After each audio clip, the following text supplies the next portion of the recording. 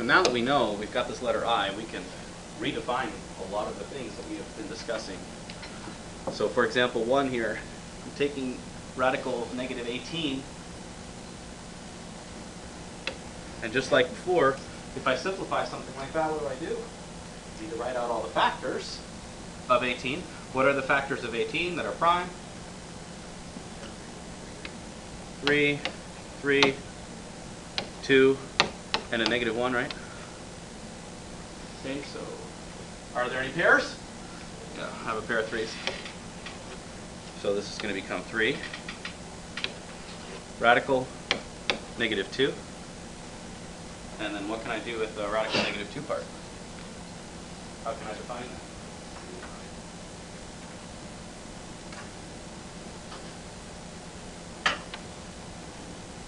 Well, remember that I is defined as the square root of negative 1. So I can make this 3 times the square root of negative 1 times the square root of positive 2, right? This multiplies together to make the square root of negative 2. So this can become 3i radical 2.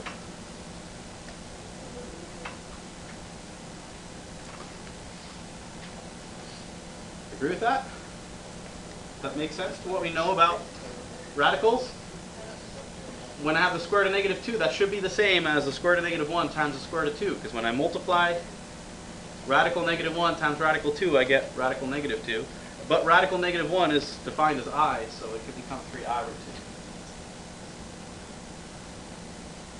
2. Okay, go ahead and do the same thing for b here. Let's see if we get the same answer. It's not much more complex. It has a letter. How many of those letters are there?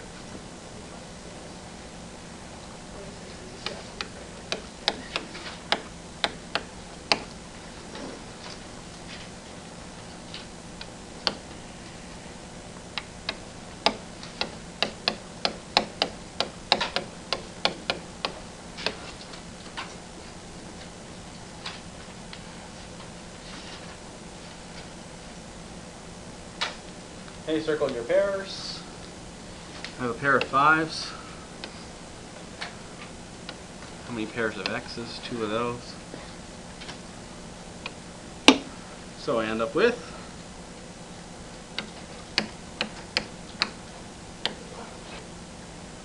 5x squared on the outside, right? That's going to go inside.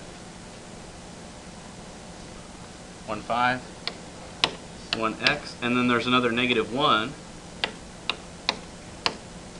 So this square root of negative 1, remember that's defined as I, so it can go out.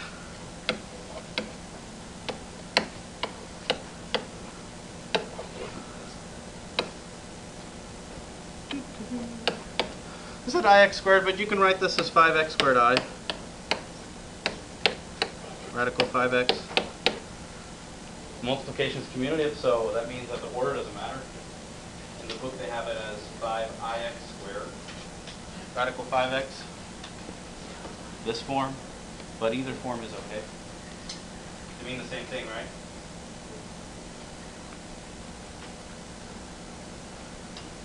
Okay. Go to example 2. So here I'm multiplying some imaginary numbers together. So for A, I have negative 2i times 7i. You just kind of split this up. Negative 2 times 7 is negative 14. And what does I times I give me? I squared. Now remember that I is radical negative 1. So what should I squared be? So well, that's negative 14 times radical negative 1 times radical negative 1. Now I have radical negative 1 squared. So how many pairs? There's one pair of negative 1s, right? So the negative 1 comes out, and what does it do to the negative 14? Makes it a positive 14. The negative times the negative is positive. So keep in mind that I is radical negative 1. I squared is defined as negative 1. The negative times the negative 1. Radical negative 1 times the radical negative 1 is radical negative 1 squared, which makes negative 1. So for B, write that out as factors. So here you've got radical negative 10 times radical negative 15. Maybe the best way to do this is to rewrite these first. Radical negative 10 is the same as I radical 10. Remember, I is the square root of negative 1. And radical negative 15 is best defined as I radical 15. So that way you don't lose track of the negative 1. Then you could say I times I makes I squared. So that's negative 1. And then you still have the factors of 10 and 15, which are 2 times 5, and then 15, which is 5 times 3. So I'm going to have a pair of 5s, and then 2 times 3 left over.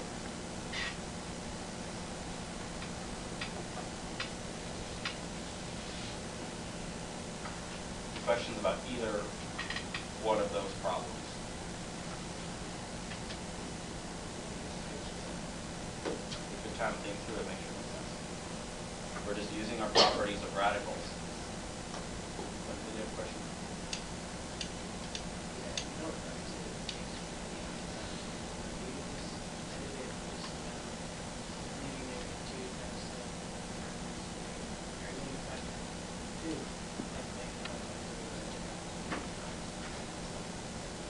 Okay, that would work too. So you made both of those negative and this one positive? The 2 is positive? Okay. You don't have to. It just makes it easier for me so that I don't accidentally think it's positive for a solution. Okay, one for you to try.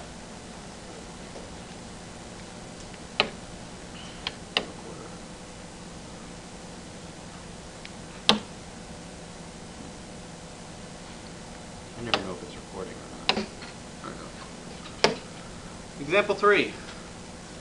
So I'm going to introduce you now to this lovely little circle that is going to help us figure out how to find the products of some of these things. So remember, what is I defined as? The square root of negative 1, or radical negative 1. And we've talked about I squared. What did we find I squared to be? Negative 1. Because the square root of negative 1 times the square root of negative 1 is the square root of negative 1 quantity squared, which becomes negative 1. Well, what do you think I cubed would be? So I cubed would be taking the product of I squared, right? And multiplying it by radical negative 1. Well, if I have negative 1 times radical negative 1, that's just negative 1 times what?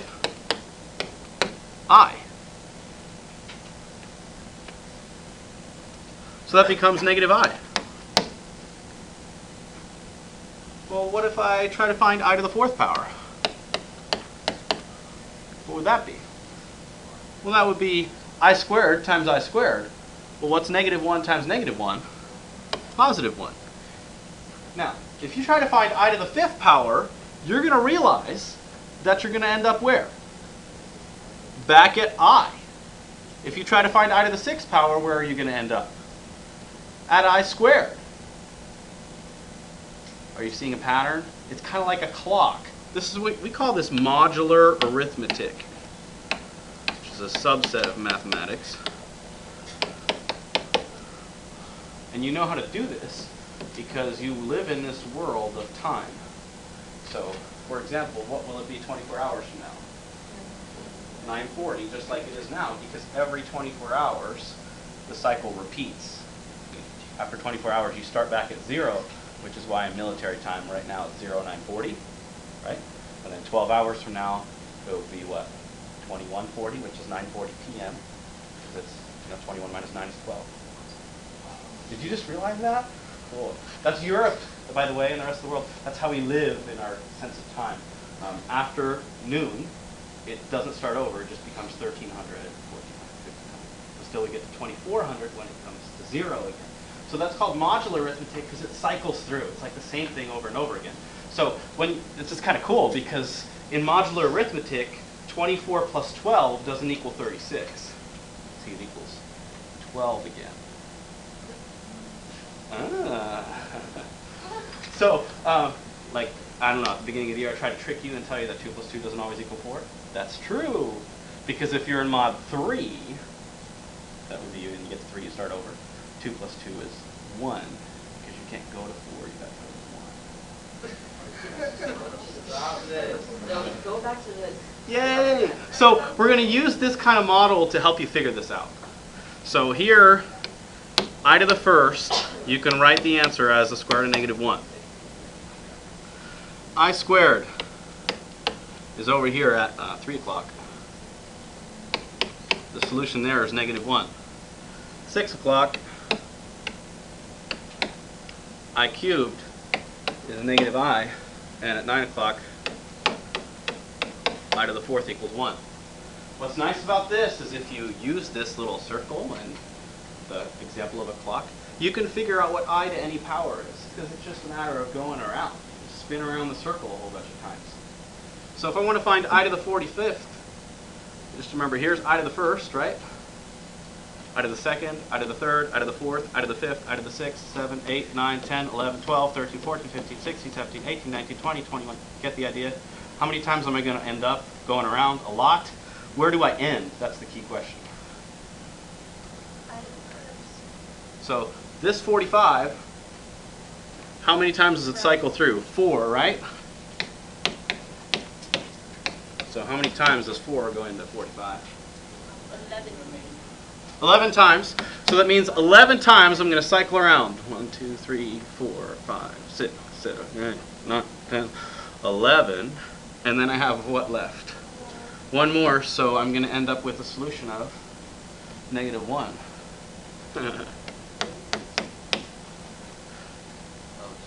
Okay, if you're having a hard time with the divide by 4 thing, just use the circle and count. I'm just going to laugh at you when you're doing this. But just go around 11 times and keep track and don't forget to count right, otherwise it doesn't work. Right? Did anybody try it yet? Okay. Just don't do it while I'm looking. But no, you can do that. Of course, on the test it would be like, 250, so I'm just going to watch you go. I'll know who you are. Okay, that's example 3. Now you know what modular arithmetic is, and you know what imaginary numbers are. You are on your way to being like a prime mathematician. Prime for wonderful. And prime's a good number because a prime number is a good number. Okay, example 4. So we can actually solve equations now that have imaginary roots. So if I give you 3x squared plus 48 equals 0, we can find an answer to this. So the first thing I would do would be to get the x squared alone, just like I would in a regular real number solution problem. So subtract the 48. 3x squared equals negative 48. What's the next step? Dividing by 3 yields negative 16. You can think about this just like we did before. So what is my answer going to be here? How many answers are there? Also, another good question. So remember, to get rid of the x squared, I take the square root, which implies that there are 2 answers, right? Just like when x squared equals 16, the solutions are positive and negative 4. Here I also have 2 solutions, positive and negative radical negative 16. And the square root of 16 is 4, but I have the negative 1, so it becomes 4i. So this is going to become plus or minus 4i. What's that, Xander? A lot of stuff for an answer. Yes. Okay. Just wait till we get to the complex part where there's this stuff and then the real number part too. It's not sad. It's fun. Terrifying. It's not terrifying. People got paid lots of money to figure this stuff out. You might as well learn it. Not yet. You're not getting paid to do this, but knowledge equates to power. Or at least knowledge equates to freedom of choice in terms of career paths. Which is why Algebra 2 should be a class everyone takes. Just to keep your options open. I'm not trying to push you into being a science or math person for the rest of your life and go be an engineer. It'd be great if you did, but you know what? If you wanted to do something else, like be an artist, go do that. But at least know that if you have a midlife crisis, which you probably will, and you want to go be an engineer or a math teacher of all things, you could do that because you have the knowledge. Yeah, maybe. It wasn't like personal story or anything. Like, you used to be an artist. Is that why you're wearing that tie? It matches. Blue. I thought about it. Don't make fun of my wardrobe. That's like personal. Wow. Yeah, you are. Okay, what's a complex number? I've already kind of given you an introduction to this. A complex number has a real part and an imaginary part. You just put them together. So the 5, that's a real number, like a counting number. It's actually a natural number, right? And then the 2i is the imaginary part of it. So we can put those together. And we combine them. We don't really say that 5 plus 2i is 7i because they're not apples and apples. But it is a complex number that has a real and imaginary part. And remember, here's a little Venn diagram that's way better than mine. That shows you real numbers and imaginary numbers, and when you put them together, you get complex numbers.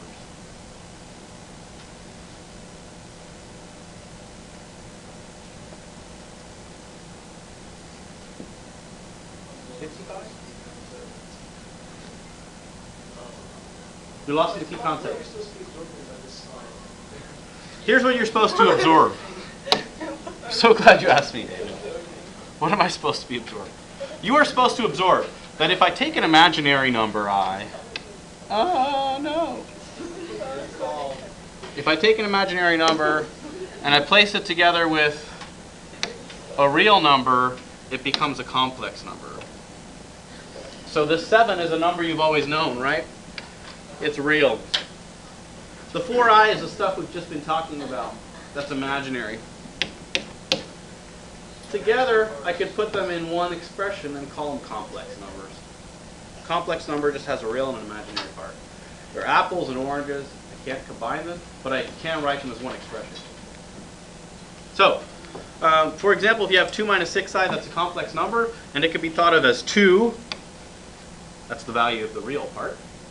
And then negative 6i, which is the value of the imaginary part. Then, So we can change 2 minus 6i to 2 plus negative 6. yes. Just like I do with real numbers, all the properties of complex numbers and imaginary numbers are the same as real numbers. So in the real world, where I subtract, subtracting is the same as adding, the opposite.